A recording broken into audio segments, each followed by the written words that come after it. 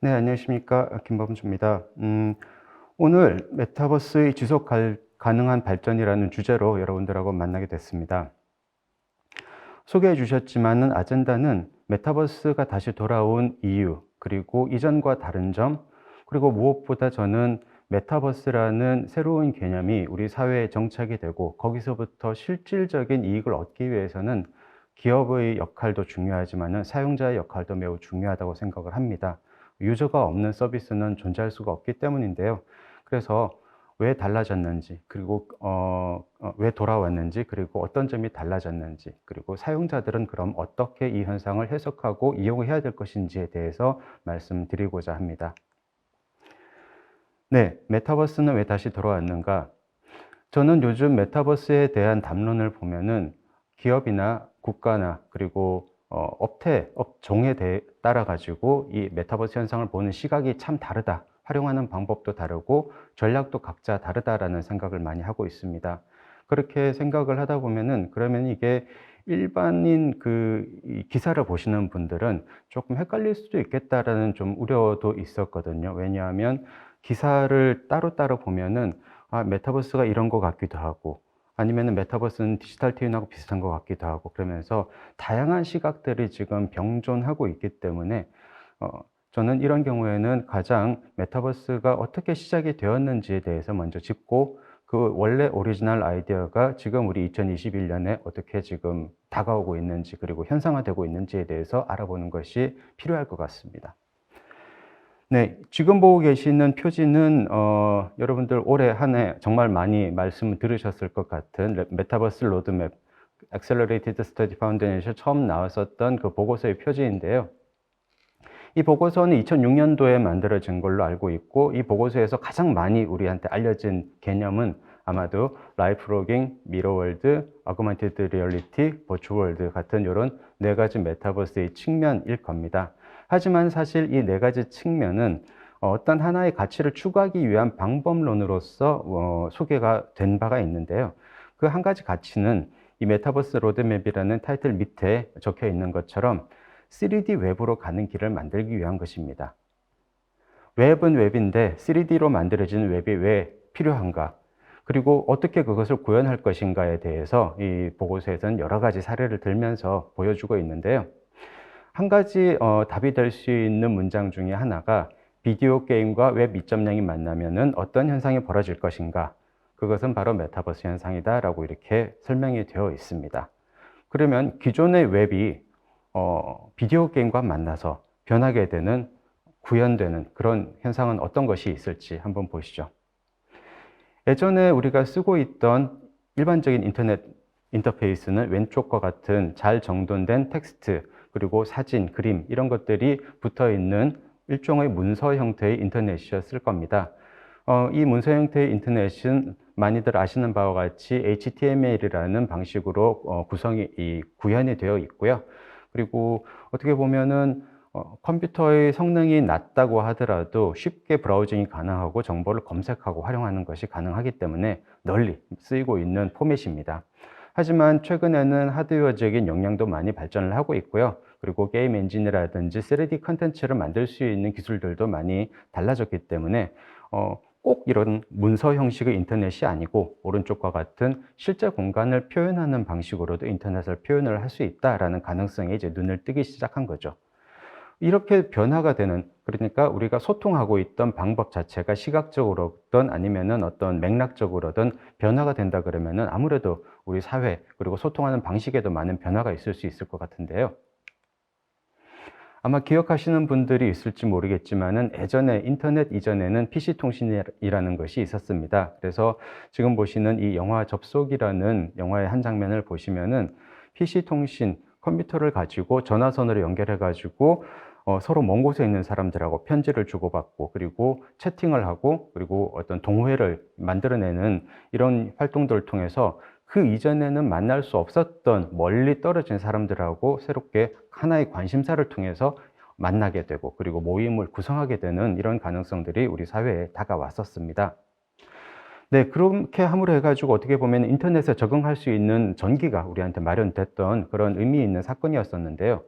2021년 올해 와가지고 메타버스의 가능성들이 많이 대두되면서 이러한 메타버스 기술을 우리 생활에 혹은 업무에 어떻게 적용을 시킬 수 있을까, 그리고 적용을 시키면 어떤 변화가 일어날까에 대해서 많은 실험들이 올 한 해 있었던 것 같습니다. 오른쪽에 있는 사진은 저희 유니티 코리아가 실제로 업무에 메타버스 기술을 적용한 사례인데요. 부산교육청처럼 이렇게 거리가 떨어져 있는 그런 기관하고의 MOU 행사에도 저희가 이런 스페이셜하고 오큘러스 퀘스트라는 이런 소프트웨어하고 하드웨어를 통해서 가상현실에서 만나가지고 MOU 행사를 진행한 바가 있었고요. 그리고 밑에 있는 사진처럼 전국 대도시 시장협의회 같은 경우에도 마이크로소프트에서 서비스하는 알트스페이스 VR이라는 VR 플랫폼을 통해서 회의를 진행한 바가 있습니다. 이런 것처럼 이 위에는 이제 스페셜을 쓴 사례고요. 밑에는 알트스페이스를 쓴 사례인데, 다양한 서비스들을 저희가 보면서 어떤 모임에는 어떤 기술이 적합하다, 그리고 앞으로 이런 기술을 쓸 때는 좀 어떤 점이 또 개선이 돼야 되겠다 하는 다양한 점들을 이제 발견해 나가는 과정이라고 볼 수 있는 거겠죠. 네, 제가 아젠다에서 소개해 드렸던 바와 같이 메타버스라는 이 개념, 즉 3D 공간에서 게임 외에 일상적인 생활들을 조금 더 시공간의 한계를 넘어서 시도해 보자라는 아이디어는 사실 처음 있었던 것은 아닙니다. 지금 보시는 것처럼 린든랩에서 만든 세컨드 라이프, 그리고 소니 엔터테인먼트에서 만든 플레이스테이션 홈 같은 경우도 비슷한 아이디어를 가지고 또 구성이 됐었던 그런 서비스였고요. 그리고 국내에서도 비슷한 서비스들이 많이 계속 지속되고 있었습니다. CJ에서 서비스했었던 유리도시라는 가상 도시 가상 채팅 서비스죠. 아바타를 기반으로 했고요. 그리고 이 안에 나름대로의 배경과 세계관이 있었습니다. 그리고 다다월드라고 어떻게 보면은 저기 90년대, 그러니까 세컨드 라이프보다 이전에 3D 공간을 만들어서 거기서 커뮤니티를 한번 만들어 보고자 하는 노력이 있었습니다. 지금 오른쪽에 보고 계시는 이 화면은 그 다다월드를 만드신 이제 신유진 교수님이라는 분께서 터23이라는 새로운 버전을 만들어 가지고 한번 기사화가 됐던 내용을 저희가 가지고 와서 봤는데요. 한마디로 이런 것들을 보면은 메타버스라는 개념, 가상 공간을 통해서 우리가 더 생산성을 올리고 기존에 하지 못했던 일들을 한번 해보자라는 이 아이디어 자체는 쭉 수십 년간 이어져 내려오고 있었다라고 볼 수 있습니다. 그런데 올해 이제 우리한테 다시 다가온 메타버스는 어떤 변화가 있게 되느냐, 그 부분을 좀 말씀드리겠습니다. 먼저 사용자 수, 즉 온라인에서 우리가 활동하고 있는 온라인 시민들의 수가 많이 차이가 납니다. 2006년도에 세컨드 라이프 유저가 100만 명을 돌파했다는 기사가 있었는데요. 2021년에 로블록스 유저, 하나의 플랫폼에서 이제 사용하고 있는 유저 수가 2억 200만 명, 그러니까 총 이제 2배가 되겠죠. 그 정도로 많은 온라인 시민이 생겨난 점이 가장 큰 변화고요. 그리고 사실 이렇게 많은 사용자의 증가를 견인하는 데는 크리에이터들의 역할이 아주 컸었습니다. 왜냐하면 세컨드 라이프도 그렇고요. 그리고 제가 소니 플레이스테이션에서 이제 홈이라는 서비스를 써봤을 때도, 그게 좀 오래된 예전이긴 하지만은 제가 직접 어떤 컨텐츠를 그 안에서 만들기에는 기술적인 장벽이 너무 높았어요. 지금처럼 유니티 같은 엔진이 있는 것도 아니었고, 여러 가지 프로그래밍적인 기술을 요구하는 바도 많았었습니다. 그런데 로블록스, 지금 보고 계시는 이 로블록스의 수많은 게임들, 지금은 5,500만 개가 넘는 이 게임들이 총 액티브한 크리에이터가 40만 명이 넘는 사람이 있다고 하는데, 이 많은 사람들이 만들어내는 다양성을 가진 컨텐츠들 덕분에 점점점 사용자 수는 늘어가고 있고, 이런 추세들을 사실은 많은 기업들이 활용을 하고자 합니다.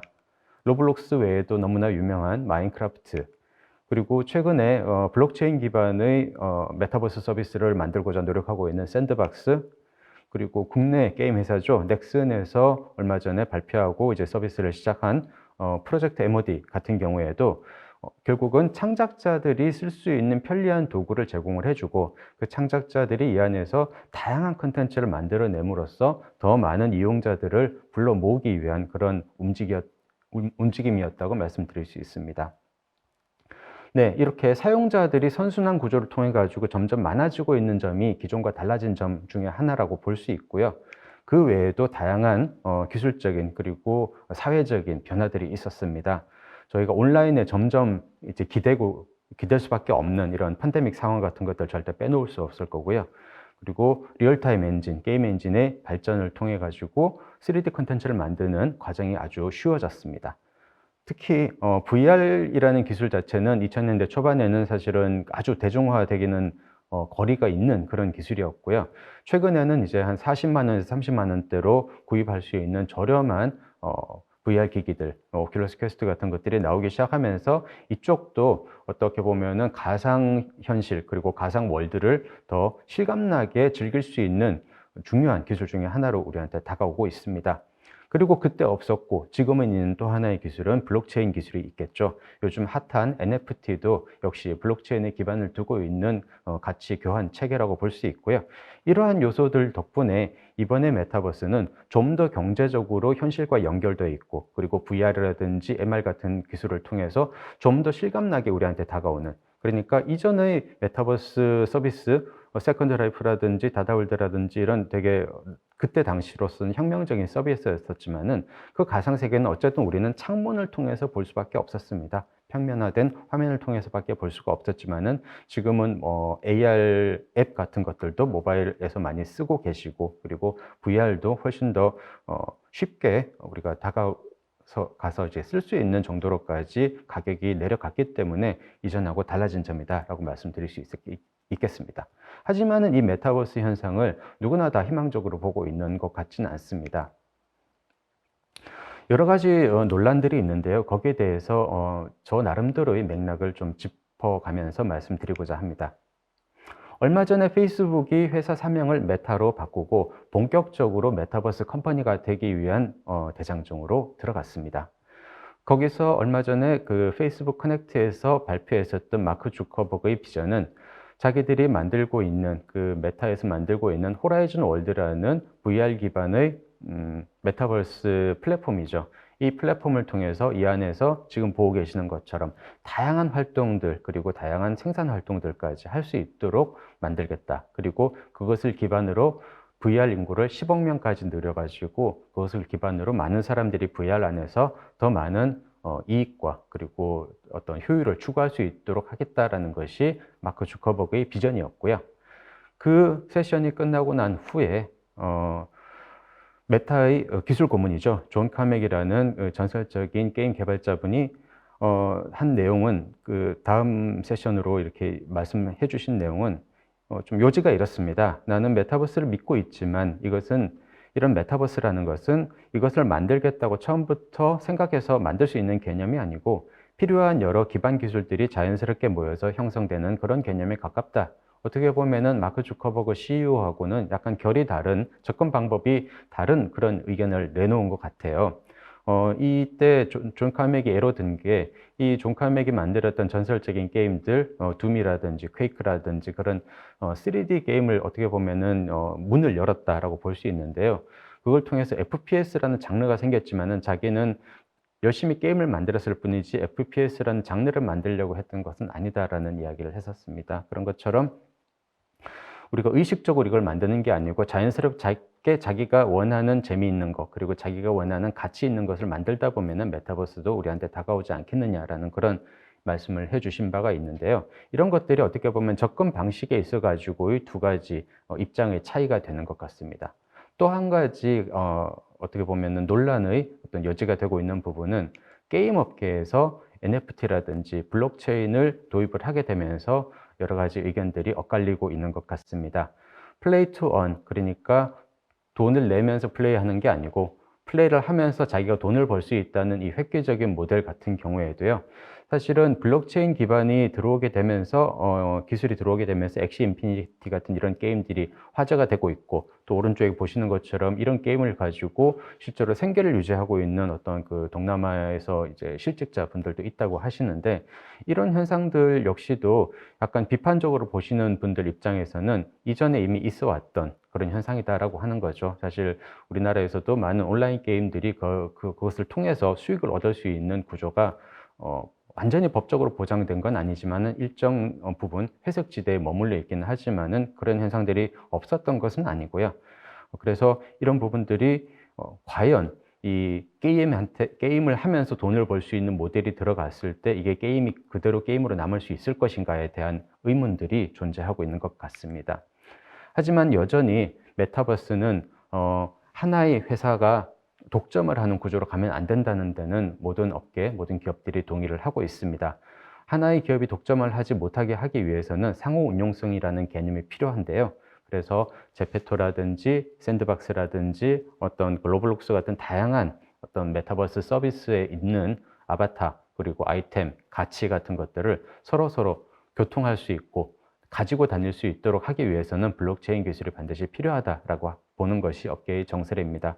하지만 이 블록체인 기술이 어떤 식으로 이제 발전을 해 나가고 그리고 실제로 이게 게임하고 붙었을 때 우리가 이상적으로 생각하고 있는 그런 플레이 투 원 모델까지 연결될 수 있을지는 지속 가능한 그런 모델까지 연결될 수 있을지는 지켜봐야 할 것 같습니다. 네, 이러한 여러 가지 논란에도 불구하고 올 한 해 동안 메타버스 관련된 현상들은 다양한 업계에서 다양한 기업에 의해서 만들어졌었습니다. 네, 가장 대표적으로는 SKT에서 개발한 이프렌드라는 메타버스 서비스였죠. 재밌는 부분은 이프렌드는 음성 기반으로 서비스되는 플랫폼이었기 때문에 이것을 기반으로 해가지고 많은 강연이나 그리고 토론회 그리고 상담회 같은 것들이 진행되고 있는 걸로 알고 있습니다. 저도 이프렌드에서 강연을 한 적이 몇 번 있었는데요. 좋았던 점은 제 얼굴이 직접 나오지 않으니까 조금 더 자유롭게 이야기할 수 있었고, 그 다음에 뭐 이런 그 옷을 좀 편하게 입고 진행을 할 수 있었던 점인 것 같고요. 조금 더 아쉬웠던 점은 제스처를 저는 많이 쓰고 싶은데 그때마다 버튼을 눌러야 되는데 그 버튼 누르는 타이밍을 잊어버려서 이런 부분은 좀 개선이 됐으면 좋겠다. 어떤 방식으로 개선하면 좋을까? 저도 이제 관련 업계에 있는 입장이니까 그런 고민을 하게 됐었습니다. 많은 기업들이 메타버스를 이용해서 생산성을 올렸는데도 많이 주목을 하고 있습니다. LG U+에서는 버추얼 오피스 프로토타입을 얼마 전에 계획을 공개를 했었죠. 그래서 여기서는 가상 공간에서 사람들이 모여서 업무를 하는 것 외에도 AI 기술이나 아니면 기존의 오피스 프로그램들하고 연동 같은 것들을 통해서 이전과는 다른 조금 더 발전된 형태의 가상 오피스를 만들려고 계획 중에 있다고 말했습니다. 해외에서도 다양한 시도들이 이러한 메타버스 바람에 올라타고 있습니다. 마이크로소프트도 얼마 전에 이그나이트 행사에서 팀즈의 메타버스 방식의 아바타를 도입을 하겠다라고 발표를 했었고요. 이 모든 것들을 감싸고 있는 애저 서버 기술이라든지 그리고 이 홀로렌즈 같은 MR 미디어들을 적극적으로 활용할 계획임을 밝혔습니다. 교육 현장에서도 메타버스를 활용하고 싶어하는 의지들이 상당히 강한 것 같습니다. 교육 현장에서는 VR이라든지 아니면은 비싼 홀로렌즈 같은 걸 쓰기는 조금 어려우니까 여기서 보시면은 아반티라고 하는 솔루션을 가지고 초등학생들이 스마트폰 내부를 직접 이동을 하면서 스마트폰 내부 구조를 공부하는 그런 수업을 한 사례를 얼마 전에 SNS를 통해서 봐서 여러분들한테 소개를 시켜드립니다. 아무래도 교육이라는 것은 문자로 보는 것보다 직접 듣고 보고 체험하는 그런 형식으로 했을 때 훨씬 효과가 좋다고 학자분들은 말씀을 해 주십니다. 그렇기 때문에 기존에 도표를 보고 배우는 어떤 그 스마트폰의 구조보다 직접 자기가 이동을 해가면서 저기 있는 저 부품은 뭐지? 가서 한번 눌러볼까? 이런 호기심을 가지고 하는 활동들이야말로 메타버스 기술이 교육에 좋은 영향을 끼칠 수 있는 하나의 길이 아닌가 생각이 되고요. 네, 해외에서 가장 많은 그 지금 VR 기술에 투자를 하고 있는 회사인 메타에서는 방금 말씀드렸던 것처럼 호라이즌 월드라는 안에 저작 도구도 들어있고 그리고 이 안에서 그 저작 도구를 가지고 다른 사람하고 나눌 수 있는 이런 가상 경제 시스템도 도입되어 있는 메타버스 서비스를 지금 준비 중에 있고요. 클로즈 베타 상태인데 아마 곧 출시가 되지 않을까 생각을 합니다. 이 서비스가 어떤 식으로 흘러갔냐에 따라 가지고 향후 메타버스 이 업계에 끼치는 영향이 상당히 클 거라고 보기 때문에 좀 주목해서 지켜볼 필요가 있을 것 같습니다. 국내에서는 메타버스 대장주라고 하면은 그 자이언트 스텝이라든지 위즈윅 같은 이런 그 VFX 스튜디오들 를 갖다가 많이들 말씀들을 하십니다. 그래서 버추얼 프로덕션처럼 가상의 이미지 그리고 가상의 공간을 우리가 그 직접 간 것처럼 촬영할 수 있게 만들어주는 가상 세트, 버추얼 프로덕션이라고 하죠. 이런 기술들도 올 한 해 정말 많이 활용이 되고 그리고 기술적으로도 이렇게 구현이 된 바가 있고요. 저희 유니티에서는 얼마 전에 메타캐스트라는 볼륨메트릭 캡처를 통한 스포츠 중계 시스템을 발표를 하고 내년에 UFC하고 같이 이 첫 중계 방송을 시작할 예정이다라고 발표를 했었습니다. 이 메타캐스트 같은 경우에는 기존에 우리가 스포츠를 볼 때 카메라맨이 딱 찍어준 하나의 각도만 볼 수 있었지만은 지금 볼륨메트릭으로 360도 방향에서 다 찍게 되면은 우리 그 시청자들이 나는 A라는 선수를 좀 더 집중해서 보고 싶어. 저 사람을 녹화할래 집중적으로. 그리고 나는 어떤 사람은 또 다른 사람을 아니면은 어떤 사람은 이렇게 피하는 동작만, 어떤 사람은 또 펀치를 때리는 동작만 이런 것처럼 다양한 방법으로 시점으로 이 스포츠를 즐길 수 있게 되기 때문에 그래서 이걸 통해서 좀 더 참여하는 그런 스포츠 관람이 되지 않을까라고 기대를 하고 있습니다. 네, 올 한 해 정말 많은 기술들 이렇게 발전이 되고 그리고 발표가 되고 있는데요. 저희 페이스북 그러니까 지금은 이제 메타죠. 메타에서는 인터페이스 자체도 조금 더 실감나는 방식으로 조작을 할 수 있도록 많은 디바이스를 연구 중에 있습니다. 아마 스마트워치형 이 디바이스 같은 경우에는 뭐 2022년 그러니까 내년에 되겠죠. 출시 예정이다라는 이야기를 제가 기사에서 본 바가 있는데요. 그 외에도 오른쪽에 보시는 것처럼 이렇게 손의 촉각과 압력을 느낄 수 있는 데이터 글러브 형식도 연구 중에 있다고 합니다.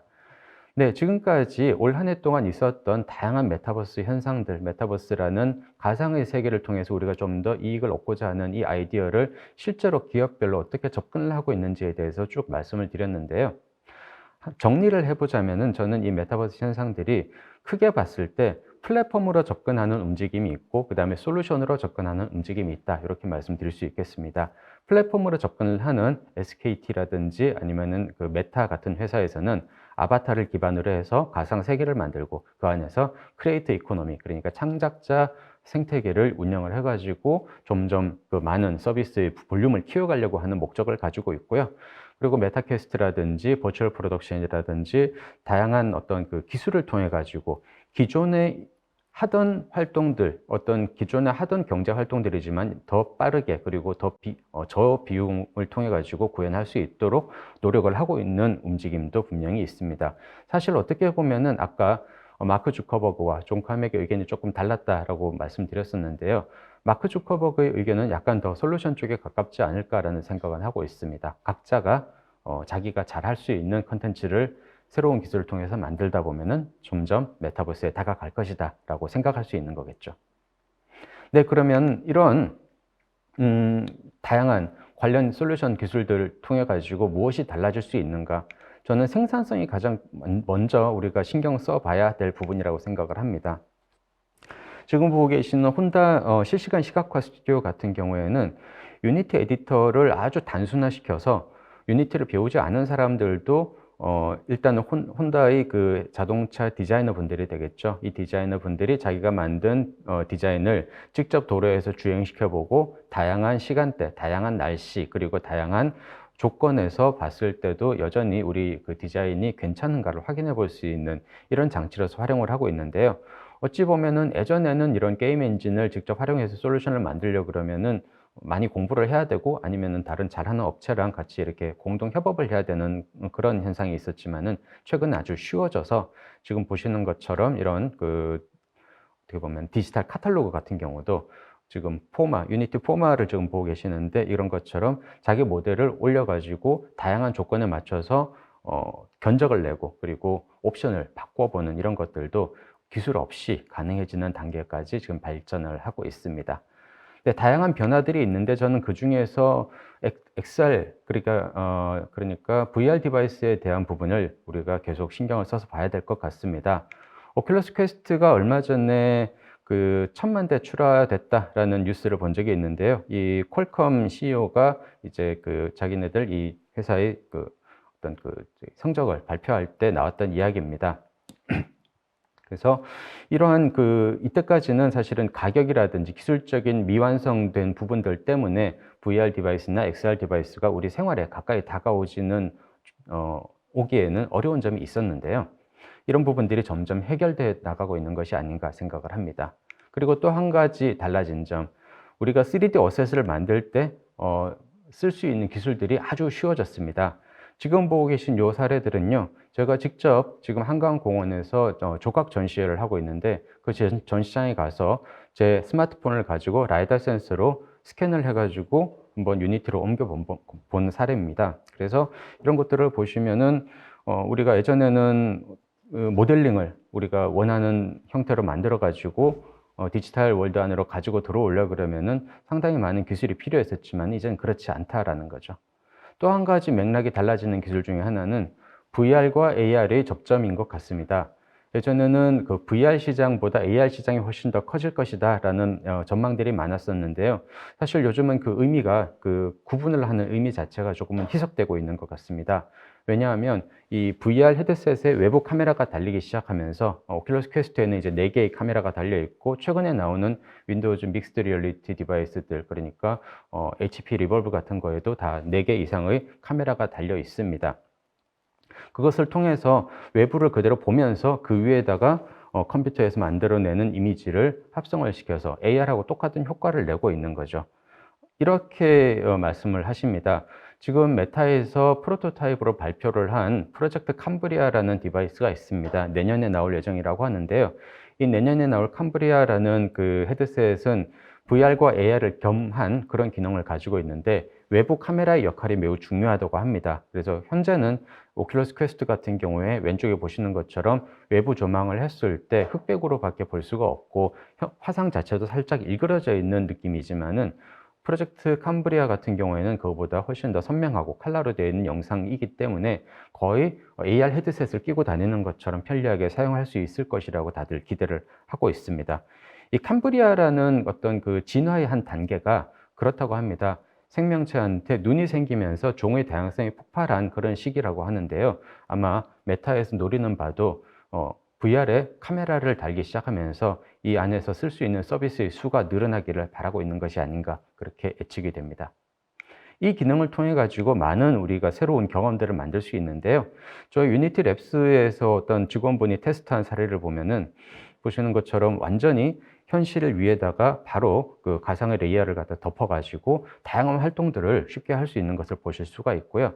그리고 가상과 현실을 이렇게 왔다 갔다 하는 게 아니고 거의 겹쳐 놓은 것처럼 그렇게 활용하고 있는 장면들도 보실 수 있을 겁니다.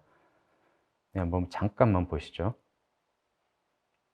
네, 가상의 아바타로 바로 변하고,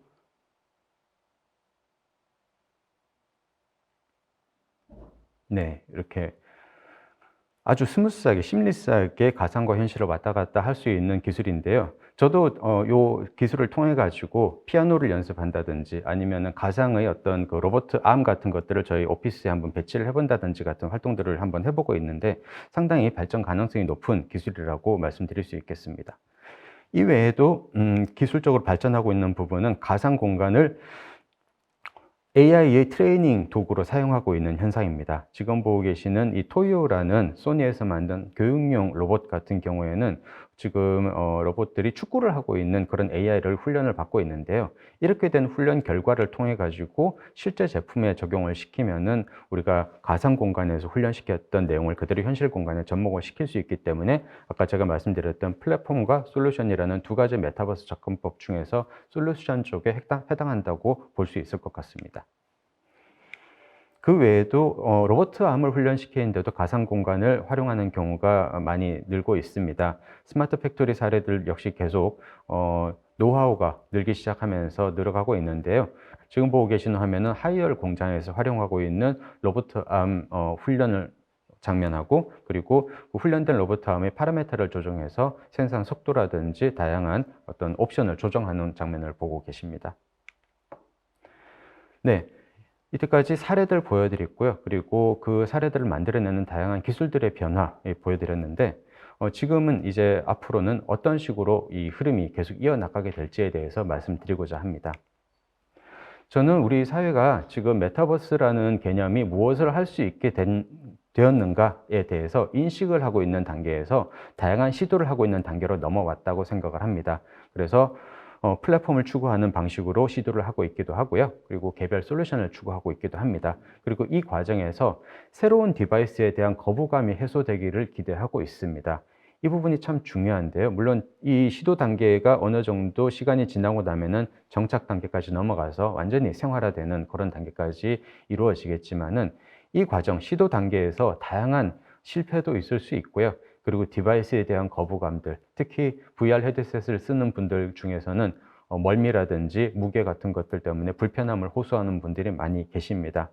저는 물론 개인적으로 VR 헤드셋에 좀 잘 운이 좋게 적응을 해 가지고 업무에도 많이 활용을 하고 있는 편인데, 이런 현상들을 보면은 90 년대에 처음 써 봤던 포터블 컴퓨터가 좀 생각이 납니다. 오른쪽에 보고 계신 이 맥 포터블이 제가 처음 써 봤었던 이 들고 다닐 수 있는 컴퓨터였었는데요. 그때 이 가방같이 생긴 이 컴퓨터의 무게가 7.3 킬로그램이었었습니다.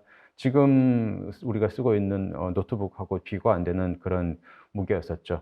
하지만은 이런 그 기계들이 유용성, 효용성이 증명이 되기 시작하면서 이쪽에 하드웨어적인 연구에 투자가 많이 되고, 겨우 몇 년 후에 파워북이라는 아주 진짜 노트 크기의 그런 랩탑이 나오기 시작을 했고, 그 이후로부터는 상당히 많이 대중화가 된 것 같습니다. 어떻게 보면 지금 우리가 쓰고 있는 이런 그 MR 디바이스 그리고 VR 디바이스 같은 것들이 창문으로 보는 메타버스에서 벗어나서 우리가 직접 우리 몸을 그 안으로 옮겨 놓을 수 있는 그런 경험을 우리한테 제시해 줄 수 있는 가능성이 있는데, 아직은 조금 하드웨어적으로 한 번 더 점프해야 되는 그런 시기가 필요하지 않나. 그리고 저는 그것이 2-3년 안에 오지 않을까라고 생각을 하고 있습니다. 다양한 시도들이 있지만은 저는 여기서 우리가 조금은 보수적으로 봐야 될 부분들이 있다고 봅니다. 단지 메타버스라는 이유만으로 젊은 세대들이 좋아하게 될 것이다, 아니면은 다양한 대중들이 관심을 가지게 될 것이다라고 기대하기는 어렵습니다. 결국은 대중들은 사용자들은 이 안에서 얻을 수 있는 유니크한 경험이 있어야지 그 서비스에 가입을 하고 활용을 하게 될 거고요. 그러기 위해서 이때까지 우리가 성공한 사례라고 보는 메타버스 서비스들을 살펴보더라도 각자가 확실하게 가지고 있는 장점들이 있고, 그 장점들을 메타버스라는 개념을 통해서 확장을 시켜 나가고 있는 것을 볼 수가 있습니다. 메타 같은 경우에는 독특한 하드웨어, 소프트웨어 생태계를 추구를 하고 있고요. 이 캠비리아라든지 아니면 오큘러스 퀘스트 같은 하드웨어하고, 그다음에 오큘러스 퀘스트 컨텐츠 스토어를 통한 소프트웨어 생태계를 가지고 있습니다. 그것을 통해서 메타버스를 이렇게 확장을 하고, 그리고 조금 더 발전을 시켜 나가고 있고요. 로블록스 같은 경우에는 확실한 창작 환경, 그러니까 이전에 없었던 그런 제작자 툴을 제공을 해서 많은 사람들이 쉽게 자기만의 콘텐츠를 만들 수 있게 제공을 했습니다. 물론 최근에는 로블록스 모델을 따라서 툴을 만들어내는 다양한 기업들이 있지만은 먼저 시작한 어떻게 보면은 이점을 충분히 활용하고 있다고 볼 수 있는 거죠. 그리고 다양한 목적성이 특화되어 있는 메타버스 서비스들도 있습니다. 스페이셜 같은 오피스, 가상 오피스를 만드는 그런 서비스 같은 경우에는 아주 오랫동안 가상 오피스라는 기능에만 집중을 해서 개발을 해왔었기 때문에 이것도 역시 다른 회사들이 금방 만들어 가지고 따라가기는 어려운 점이 있습니다. 그래서 어떤 메타버스 서비스를 우리가 앞으로 만든다고 하더라도 이러한 경험 가치를 어떻게 전달해 줄 수 있는가가 아주 중요한 요인이 될 것 같은데요. 그런 경험 가치를 만들어내는 데 있어 가지고 한 가지 좀 제언을 드리고 싶습니다. 메타버스에서 메타라는 단어의 의미가 비욘드, 그러니까 초월이다라는 부분으로 많이 알고 계실 거라고 생각을 합니다. 그런데 사실 이 메타에는 초월 외에도 셀프 레퍼런스, 그러니까 자기 관조라는 의미도 포함을 하고 있습니다. 근데 자기 관조를 하기 위해서는 사실은 자기를 한번 벗어날 수 있어야 된다고 합니다. 지금 보고 계신 비행기 날개처럼 우리가 비행기를 타고 위에서 밑을 내려다보면은 알 수 있는 여러 가지 맥락들이 있습니다. 어디가 더 공기가 좋고 나쁘고, 어느 마을이 더 밀집돼 있고, 이런 것들을 하늘에서 봐야지만 알 수 있는 그런 정보들이 있는데요. 결국 메타버스라는 기술은 이 메타버스 로드맵을 만들었을 때 목적을 그렇게 잡았습니다. 인텔리전스 앰플리피케이션, 그러니까 우리 일반 사람들, 시민들이 더 높은 지적인 수준을 즐길 수 있게 되기를 원하기 때문에 만든다라는 그런 취지가 있었는데요. 그런 취지를 위해서 방금 보셨던 다양한 시각화 기술들, 그리고 다양한 창작자 생태계 기능들 이런 것들을 통해서 그냥 개념으로만 알고 있고 그리고 언어로만 알고 있던 것들을 실제로 구현을 해보면서 깨닫게 되고 그걸 통해서 조금 더 나은 어떤 결정과 판단을 할 수 있게 만드는 것이 메타버스 의미이기 때문에 그런 목적을 위해 가지고 구체화시키고 그걸 갖다가 더 쉽게 알 수 있게 하고 더 쉽게 활용할 수 있게 하기 위한 XR이나 AI나 다양한 기술들이다라고 말씀을 드릴 수 있겠습니다. 이러한 개념을 바탕으로 메타버스는 지금도 발전을 하고 있는데요. 크게 보면 세 가지라고 말씀드릴 수 있겠습니다. 가상 경제 부분, 가상 경제는 결국은 가상 창작자 생태계에 기반을 할 수밖에 없고요.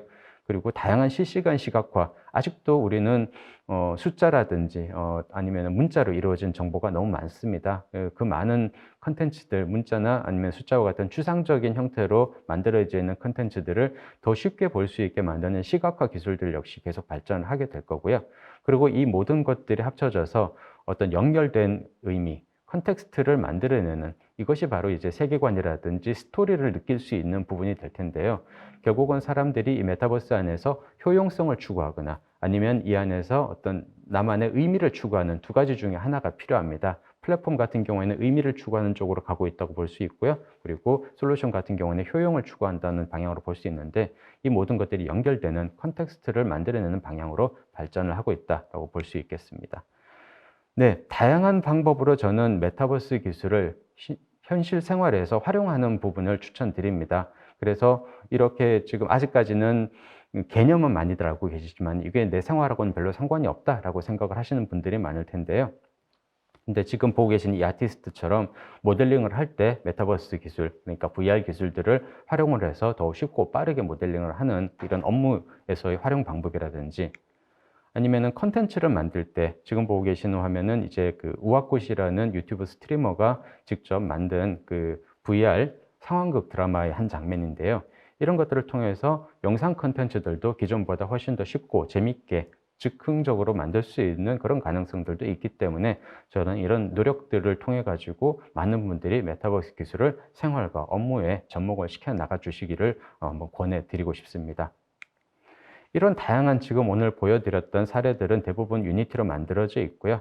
이런 유니티 기술들은 전반적으로 실시간 시각화 산업에 많이들 활용이 되어 가고 있습니다. 그래서 아무래도 AR이라든지 VR 쪽에 거의 8, 90% 그리고 PC에서는 60% 그리고 모바일에서는 약 70%의 솔루션들이 유니티로 만들어지고 있는 점을 알 수가 있습니다. 마지막으로 말씀드리고 싶은 말씀은 사실 이 메타버스라는 용어 자체는 어쩌면은 지금보다 나중에는 조금 덜 쓰일 수도 있을 겁니다. 모든 개념과 용어라는 것은 유행이라는 것에서 완전히 자유로울 수는 없기 때문인데요. 이전에도 우리가 유비쿼터스라든지 아니면은 4차 산업혁명 같은 다양한 우리 기술 테마들이 우리 주변에 존재했었습니다.